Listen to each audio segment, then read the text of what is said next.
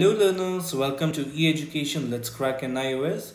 We are doing 10th standard English, chapter number 22. The chapter name is The Truth.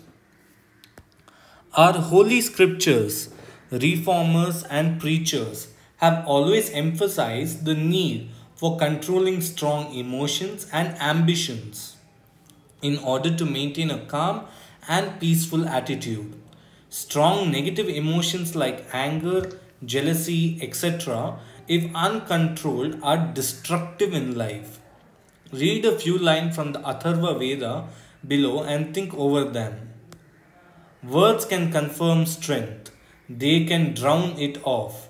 Words can gain friends, they can turn them into enemies. Words can elevate or lower the individual.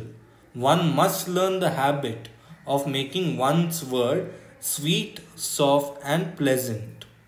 What kind of words are being recommended in the above lines? Do you know the Atharva Veda is one of the four Vedas, which are the Hindu scriptures. The four Vedas are the Rig Veda, the Yajur Veda, the Sam Veda, and the Atharva Veda. The Hindus believe that the origin of all knowledge and wisdom lies in these Vedas. The objective of this lesson is enjoy reading the poem, explain the central idea of the poem, state the effect of harsh and impolite words on our mind and heart, justify the need for effective communication for problem solving and positive relationship, identify the comparisons used to relate certain ideas in the poem, explain the literary device used in the poem to create an impact on the reader, explain the significance of the title of the poem, and analyze your own behavior in reaction to a particular situation. Let us read the text. Have you ever been hurt by what someone said to you? Did the pain last for a long time? Did you think at that same time that the other person could have said the same thing in a less hurtful manner? Read the poem Truth and find out what the poet has to say. Truth. Sticks and stones may break my bones, but words can also hurt me. Stones and sticks break only skin, while words are ghosts that haunt me. Slant and curved the words sword fall, to pierce and stick inside me. Bats and bricks may ache through bones, but words can mortify me. Pain from words have left its scar on mind and heart that's tender. Cuts and bruises now have healed. It's words that I remember. This is by Barry Wade. Now let us understand this text. As you know, when we are physically hurt, people see our wounds and express sympathy for us. But can people see our suffering when we go through emotional or mental pain? No, they cannot. So we suffer alone. In this stanza, the poet speaks about the pain caused by weapons and the hurt caused by unkind words. Sticks and stones hurt us physically, but we get hurt emotionally by rude and harsh language. We feel mentally upset and disturbed. The wounds caused to our body heal up fast, but the insult caused by words disturb our minds for a long period of time.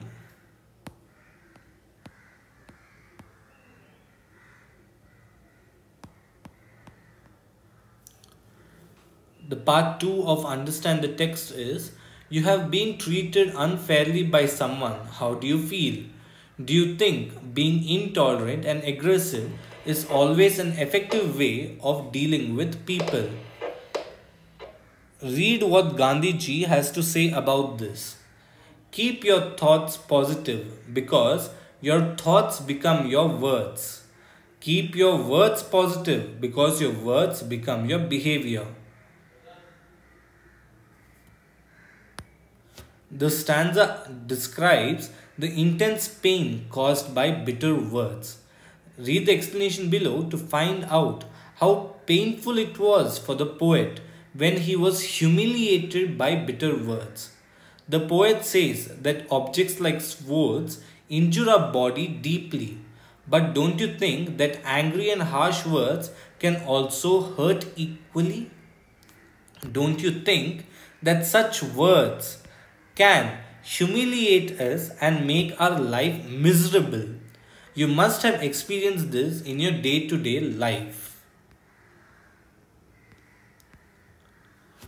Your friend Anand is unhappy and dejected because his father has objected in very strong words to his decision to go abroad.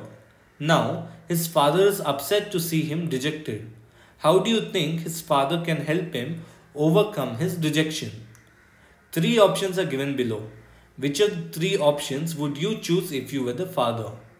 A. Empathize with him and try to convince him that he did not mean to hurt him. Or B.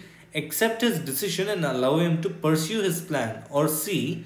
Remain indifferent and unconcerned, thinking that time is a great healer. This is for you to think about and answer.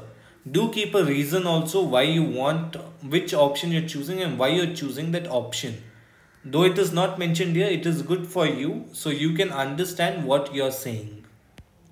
Now part 3 of understand the text is, think of a physical injury you have suffered in the past.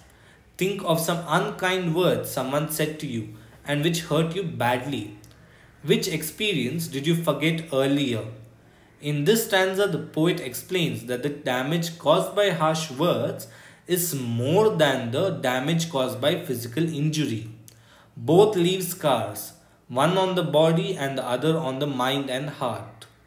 But the scars on the mind and heart do not let us forget the experience. Find out if the poet could overcome the pain caused by bitter words. Now we come to appreciation. In this poem, the poet says a lot in few words. He does this by using literary devices such as metaphors, alterations, alliterations and repetition. These literary devices create an impact and help the reader to infer the meaning on their own. Literary devices used by the poet in metaphor is, it compares 2 things that are not very similar. It describes 2 things in terms of a single quality or feature that they both share. Example, the road was a ribbon of light. Maharaja Ranjit Singh was the Lion of Punjab. In alliteration, it is the repetition of the initial sound in word to create an emphasis and pleasing and musical effect. It helps the reader to appreciate and enjoy the poem. Example, Seema's 7 sisters slept soundly by the sea. Lovely lilies in lush lawns send out the sweet sound of songs. Repetition. It is the repetition of words that emphasize important ideas. Example, Humpty Dumpty sat on a wall. Humpty Dumpty had a great fall. So these are the example of appreciation which are used for literary devices.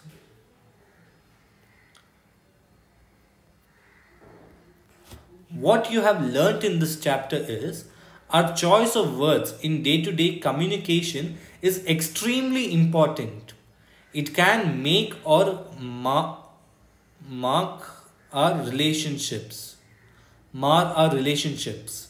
Mar is break. By using harsh, rude and impolite words, we hurt others mentally and emotionally. The pain caused by unpleasant words is much stronger and lasts longer than the physical injury caused by weapons. Hence, we should control our language and negative emotions such as anger and hatred. With this, we complete chapter number 22. Let's see you in the next chapter. Do subscribe, hit the bell icon and watch our videos. You can, if you have any doubt regarding this chapter or any other subject in NIOS, You can join our Telegram group or WhatsApp group mentioned in the description box below. Bye bye for now. See you in the next chapter.